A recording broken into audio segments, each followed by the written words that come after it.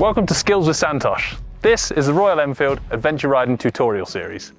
This one, it's all about hills. Going up, going down, but being safe. Flat ground, it's awesome for cricket, but it sucks for motorcycles.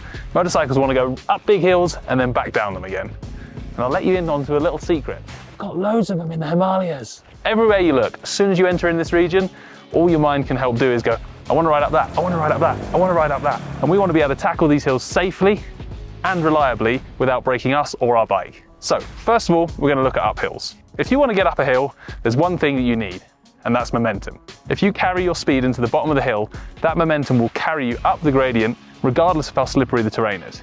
The more momentum you carry in, the easier the hill is. So that's the first principle of going up hills, a little bit of momentum. Sometimes, like this hill here, we get a nice long run up all the way, we can carry that momentum through. Sometimes it's not so simple.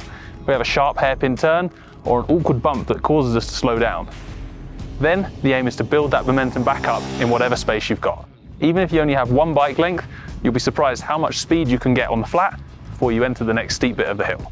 Now, the second most important thing with climbing hills is vision. It's always really important, whatever we're doing on a motorcycle, but here's the deal. If you're looking to the top of the hill and you keep looking there, chances are you'll make it. If you're looking at that boulder on the edge of the track you really don't want to hit, guess where you're going? Straight into that boulder. So pick your line, look where you want to go, and join the dots between the good bits all the way to the top of the hill. Finally, throttle and gear selection. When I'm riding hills, I'm always trying to be as agile as possible with the gears. You need to be able to quickly change down the gears if the speed slows down, but you still need drive. This is something you have to practice lots on the flat. If you're lazy with the gears, especially when you come to a hairpin hill up here in the Himalayas, you'll easily get caught out, stall the bike, and then risk dropping it. Finally, it's good to know what happens when you don't make it. A lot of people are really nervous to not make it up a hill because they feel like they're going to roll down backwards, and that sucks.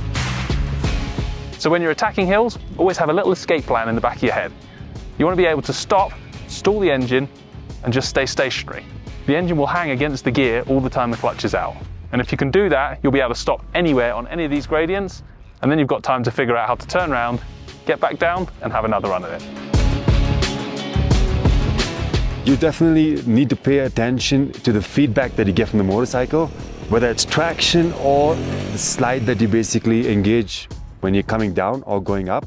The loss of traction is communicated through the motorcycle and through you, which is basically because you're able to hold the motorcycle in that position.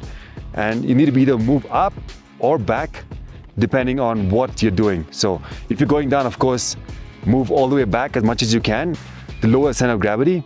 And if you're going up, if you have traction, of course, you need to be up front. If you don't have traction, put your weight back and allow the rear wheel to grab more traction for you.